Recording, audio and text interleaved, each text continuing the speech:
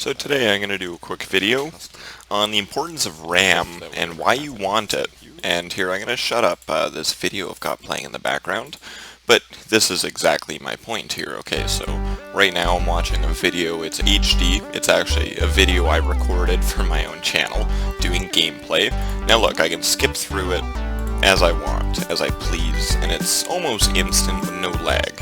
Now, I'm not running anything too special. Okay, let's take a look at my system specs here. Not that one, sorry. This one.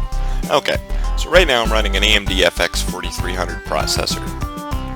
In Canada, that might be, what, $80, $100 at the most. Not running a fantastic motherboard either. They're white box. It's, frig, P34 something. It's, 760 GM P34 or whatever. It's about a $75 board, maybe $65, depending on if you're in Canada or the States. But I'm getting off topic here. So, the moral of the story is, right now I'm updating to Windows 10. Okay. I've got Fallout 3 running in the background. I've got Steam open. Do you notice the delay when I click on something for it to open? No, you don't. That's the whole point. Okay, yeah, you're gonna say, oh, well, yeah, you just got the game idling. Oh, big deal. Well, watch. I'm gonna start the game, and I'm gonna leave it running. And as soon as it'll let me minimize it, I will. And I'm not trying to be cocky. I'm not showing off. That's not why I'm doing this. I'm doing this to show you why maybe 16 gigs of RAM is right for you, or at the least buy 8 gigs. I went from 8 gigs to 16, and let me tell you, there is quite a difference, especially if you do any amount of gaming. If you are like me and you play games like Ark Survival Evolved, just the load time on Ark alone, it improved a decent amount, but the frames per second as well. And, okay, that being said, recently, I think it's July 29th today. Yeah, July 29th. So they've done quite a bit of optimization in the game, yada yada. I can't go off that. But look, okay, 61% CPU usage. Yes, I am overclocked, okay? This is helping things along. These are things that you can do at home though, as well. Like, I'm not someone special I'm not some overclocking genie. You know, I'm just a regular guy. I got my CPU to go from 3.8 gigahertz to 4.3 and no problem. And as soon as it's not under load, it'll drop down to 2 gigahertz, whatever. You know, my CPU temperatures, they're good. That's no problem. One of these days, actually, I'm going to take a video and show you around my PC. Show you my CPU coolers, show you my setup, why it's good. Now, I have 2 hard drives here because I realized that on the C disk, I'd be stuck at 100% utilization. Okay, my CPU would be chilling at like 79%, 80%. Now I know I say chilling, but, you know, I want to be able to use everything I have, and this is an inexpensive CPU in this day and age. I'm going to upgrade to the high-end i7, you know, the one that's about $550 in Canada here, probably 400 something in the States. Not the 4770K, the next one up. You know, the really serious one, I don't think it's the Z97, I think it's the Z99 chipset. That's the one I'm looking at next, but I'm getting off topic. So, this whole time, I've got like 2.6 gigs of RAM going. Okay, I got Fallout. Well, I guess Fallout paused. It's not quite fair, but either way, like, let's see if it stays unpaused this time. Because I like to be impartial. Okay, granted, Fallout is auto-pausing. Okay, but still, we got Fallout 3 open. Granted, it's auto-paused. Now that I mention it, I can see how the CPU drops when I minimize. But irregardless, I'm recording a video. I'm doing this, granted, in 1400 by 900 resolution. It's what my monitor is. There goes my cell phone. Sorry, guys. But the whole moral of the story is, look, like, nothing's at 100%. Okay? I'm updating Windows. Let me see if I can find it. Like, I'm literally upgrading to Windows 10. Making a video. Fallout 3. Let's get some web surfing going on. YouTube people, let's check out YouTube. Okay? And again, I'm not trying to be cocky. It's just like I'm not a professional person who makes money with a computer. You know, I don't do video editing. But, you know, having a decent internet connection, having a decent computer. I mean, look at this. We're at 50% roughly for most things. My RAM, we're not even using 3 gigs. Yeah. I mean, come on, that's just awesome.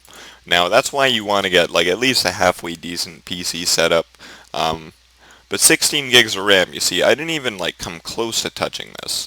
Now, let's exit Fallout 3. Okay, because that's an outdated game, and, yeah, you know, I'll get flamed for that. Let's play Ark. Again, I've got a GTX 750 Ti. It's not an overly amazing graphics card. It's 2 gigabytes of video RAM. I mean, it's quite an unremarkable piece of technology with today's standards. What the heck? How to Fail at Making a Video by Aaron S. Taylor. Alright. At least we got out of that. Frig. Okay. Let's get some art going here. But you see, see how it asked me for administrator permission? That game installed. Well, granted, Steam does kind of like a background installation. But still, I had to give it permission, and it opened right up. And don't forget, I still have, like, this Windows Media Player crap open in the background. You know, still got Windows 10 downloading. You know, I've been recording this whole time. Now look, we're starting to see some bottlenecking happen. You're gonna see my CPU sitting at about 100% there. Now, I'm just gonna do a local game. It actually runs better, single player. But I'm not gonna play the game. That's not why we're here. However, I'm just doing a demonstration now. My machine, like I said, how I was going to upgrade to the X99 chipset. Well, this is quite an expensive jump. If you live in Canada here and you want to buy decent hardware, you know, I'm going to be looking at about $750, $800 for the motherboard and the CPU. And then the GPU I want's about $900, $1,000. You know, it could be a fair amount of money, depending on, you know, what your perception of a lot of money is. My old hobby, to be honest, used to be restoring old cars since I was 18, so I'd buy an old car for, say, $3,000, I'd put $6 or $7,000 into it, doing the work myself, just paying for parts, you know, that kind of money, just paying for parts, and, you know, I'd have the car for 3 or 4 years, and it would be garbage by the end of it, you know, it'd just be run into the ground. Granted, I was 19 years old driving an old Porsche, you know, 30-year-old Porsche, like, it wasn't going to last long, but, you know, that kind of money in 4 years span, what's dropping, say, $2,000 on a nice PC or set of upgrades, especially when it's not something that is going to immediately deteriorate like an old car. Yeah, computers have much fewer parts, and I don't mind dumping some good money in, just because I don't have to wait for things typically. Now, Ark usually takes like 3 or 4 minutes to load. It's a very system-hungry game. It's not typical. Like, even Rust takes 3.5 minutes, 3 minutes to load between the start screen and then when you actually get into the server list and it bootstraps in. You know, but still, like, my system's doing not too bad of a job. And the bottlenecks that I do have, I've identified and sorted out. Now my bottleneck is the CPU, thus the overclock. But I mean, if you get an extra 20% out of, say, 4... Well, that's a really bad analogy. But, you know, rocking an i7, like a high-end i7, there's going to be no comparison between what I'm running now. Okay. So, see how I'm running about 28 frames per second, 30 frames per second. Feels a little choppy. not too bad overall. I do have mods running, so I'm gonna die punching. Oh, Dodo down. I'm gonna die. But here, look at this. So we're using almost all my CPU. You know, we actually hit the ceiling right there of 100%. And 100% is actually 3.8 gigahertz in reality, but not according to this graph. The 100% applies to the 4.26 clock speed. So long story short, you see my system's being really well utilized. We're hitting spikes of 100, but we're not, you know, steady at 100% usage. We're not steady. We didn't even touch 100% because it's got a 256 meg cache. Response time 0 milliseconds. That can't be correct.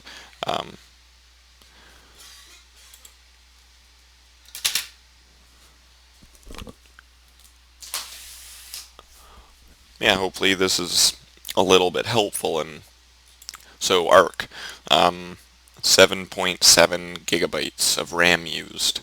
Now that doesn't seem like, you know, it seems like, okay, so he had 8 gigs, why would he bother upgrading? Well, because I had 8 gigs, and if you look, I'm using 7.7. Now, have you ever loaded up your hard drive till it's 95% full? You ever tried to do something on your computer, like boot it, play a game, anything like that? Doesn't work too well, does it? No, it doesn't. The reason being you're hitting your ceiling, essentially. There's not enough free space in the RAM for things to be stored effectively. You end up with a massive paging file. Then you end up with way more disk usage. Now, I still have a paging file. I doubt it's being used for anything, really. But see, I've got an additional 8.3 gigabytes. I could, well, granted, my CPU definitely can't handle it. My temperatures are getting up there now. But if my CPU could perform over twice how well it does now, I'd be able to, in theory, run 2 copies of ARC. And I'd still have 0.6 of a gig of RAM to spare. It would slow down quite a bit, but yeah. So anyways, I hope this is helpful. I hope maybe this influences your decision.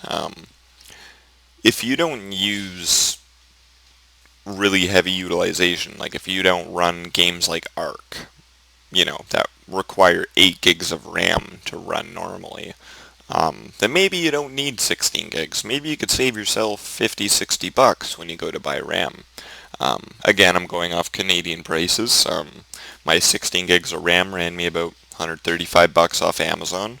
By the time it was all shipped and taxes and everything to my house, I think it was just tax, it came to 145, something in that ballpark.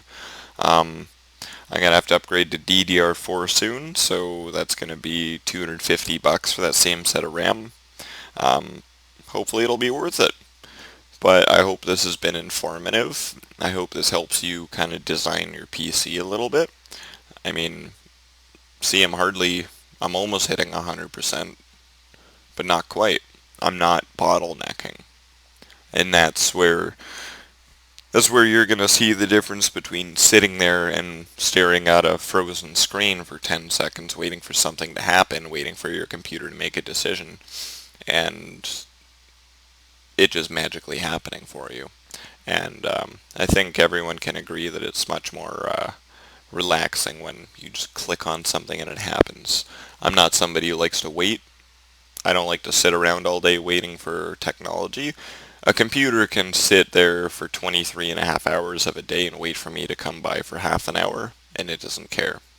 Now, if I have an hour to use the computer and I spend even 5 minutes of that just frustrated and waiting, not happening.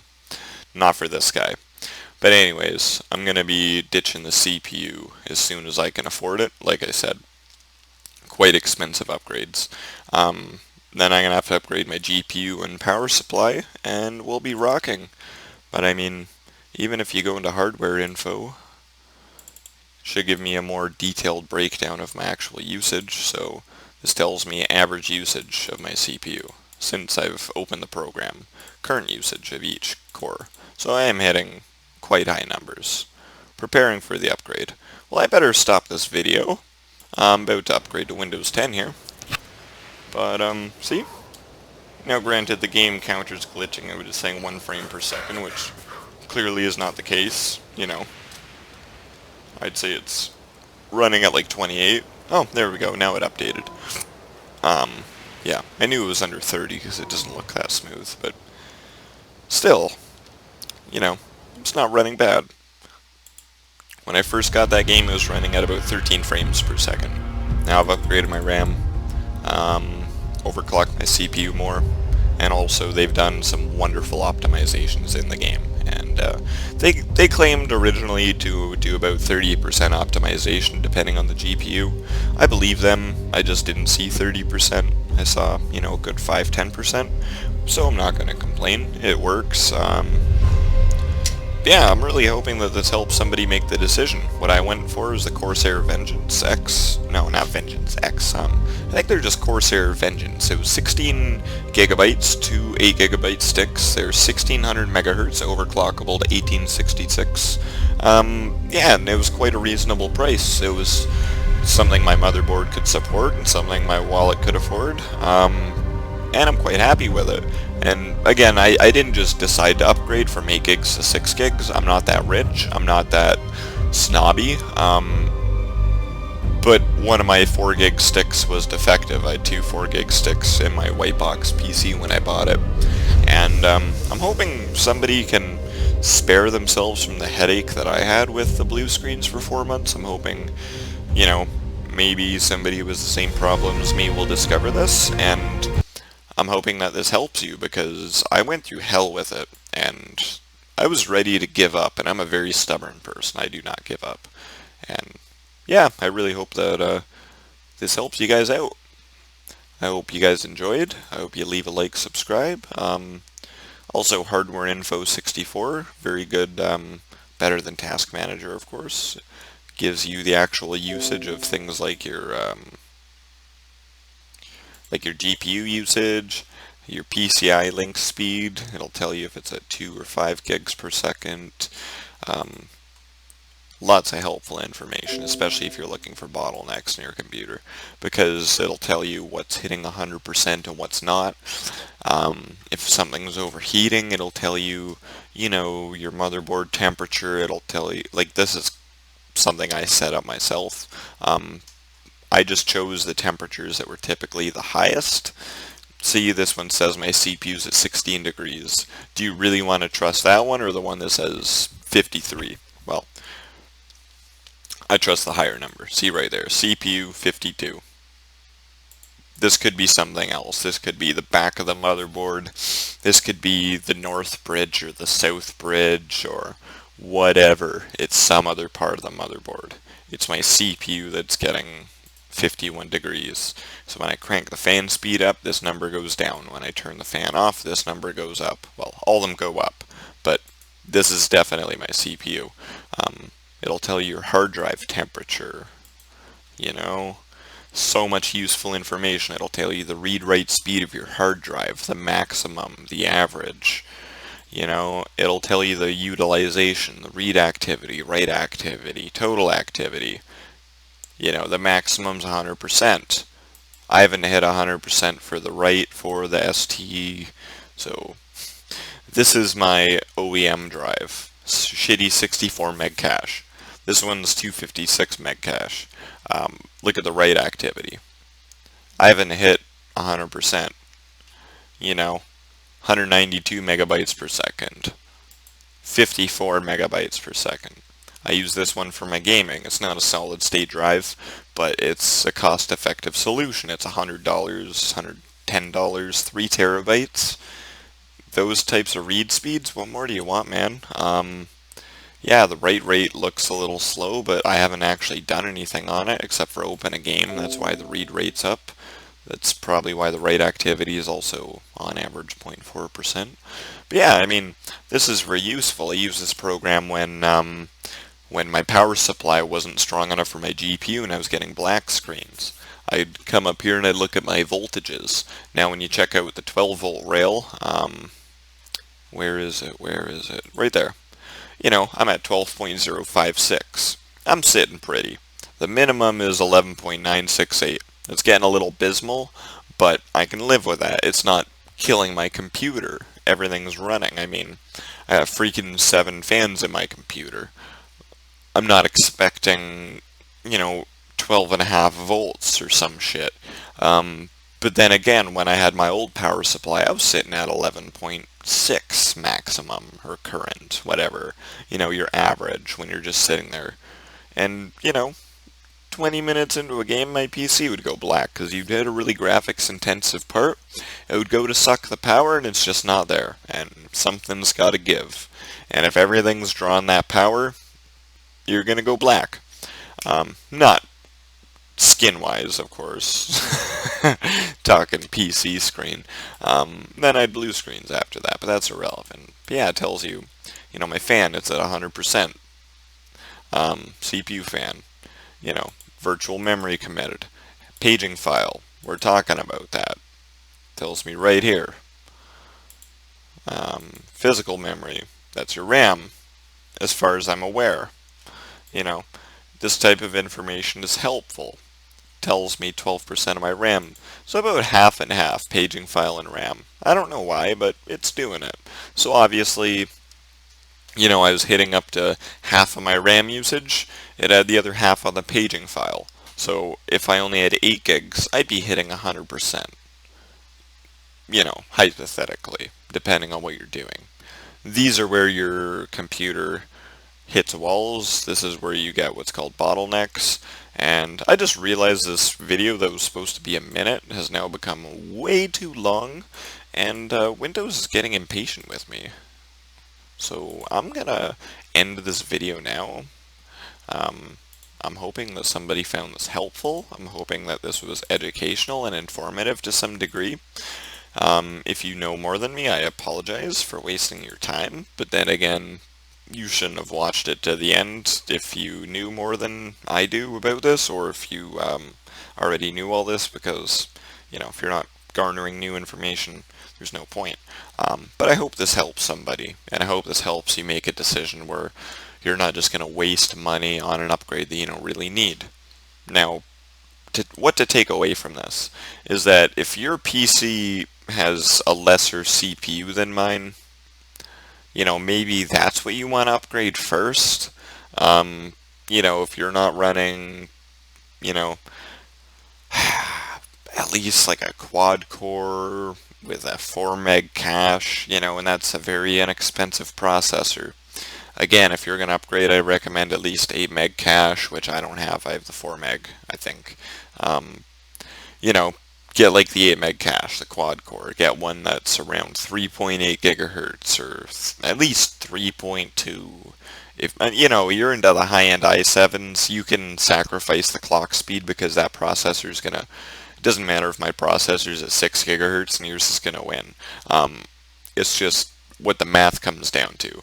My processor is rated for like 26 gigaflops, which is a lot of information, but by today's ever-evolving standards, it's abysmal. It's poor. So yeah, anyways, I'm gonna let Windows 10 finish, and I hope this helps somebody. AMD processors, one thing I can say about them, the reason that I'm switching to i7 is you get screen tearing. Now, what I mean is when your camera angle changes, so if you're first-person perspective in a game and you're looking around, you'll get bars almost across your screen, like 1 or 2. It'll look like big blocks of the video have just shifted a tiny bit. I don't know, it's hard to explain, but it's just a, how do I say it? It's just a byproduct of AMD, the architecture, something to do with, their processors and not being able to quite keep up with what an Intel can do. That being said, you're paying for the Intel, but I'm willing to. Are you? Well, let's find out. That's all up to you, buddy. Anyways, I hope this was helpful. Sorry it was long-winded. Leave a like, comment, subscribe. I really appreciate your feedback. I want to know what you think. I want to know what you want to see. Give me some ideas for videos, guys. I'm open. And, the more ideas I have, the more videos I can do, the more content you have to enjoy, and the more content I have for you guys to view. yeah, leave a like, comment, subscribe, and hope to see you soon. Take care, YouTube people.